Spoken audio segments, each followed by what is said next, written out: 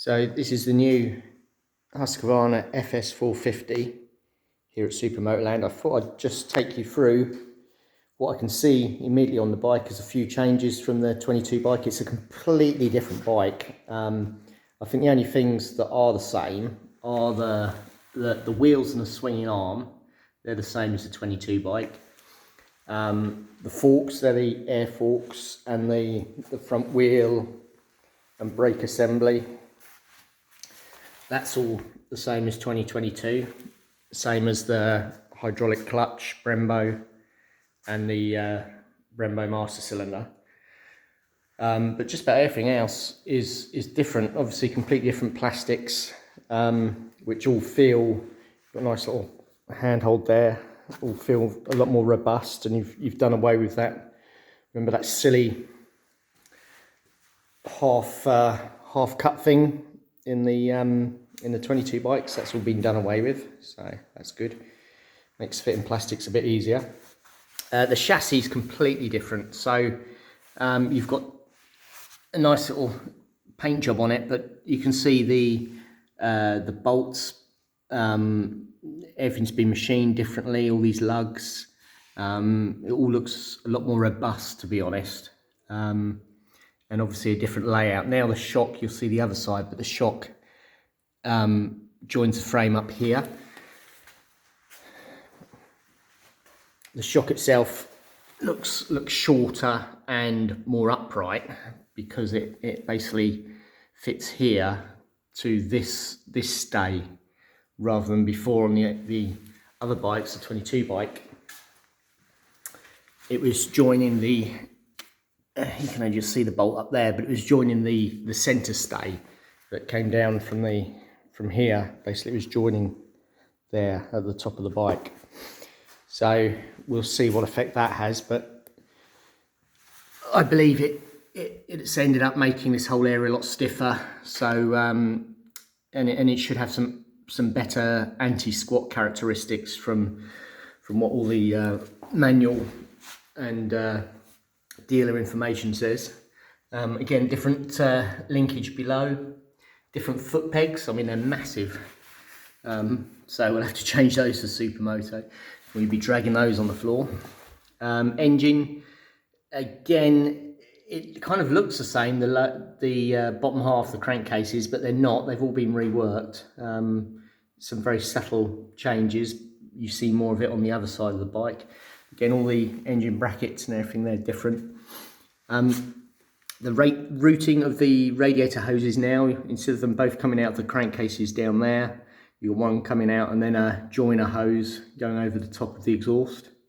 So it's another change. The cylinder head, I'm told, is totally different. Again, I haven't had that apart yet to have a look. Obviously, tank, that's different. That comes down a lot lower here. So you can kind of see the design philosophy behind it. Again, reading all the dealership blurb, the engine's been tilted back 2 degrees. And when you look under the seat here, the battery, it used to be here, has been moved to the central position here. They're basically trying to get everything into the middle of the bike, trying to like mass centralization, obviously to get the bike handling better. So again, we haven't actually ridden this bike yet, so we'll give some feedback on that later. But I'm very impressed with how everything's put together. Again, these lugs here are now a lot more robust. Not that they ever had a problem before, but you just get the feeling that that's a really strong frame. When you go up to the top here, to the headstock, you can see immediately this is actually a wider section compared to the other one by a few millimeters, and a lot more sort of bracing here. So we're hopeful that will help with chatter.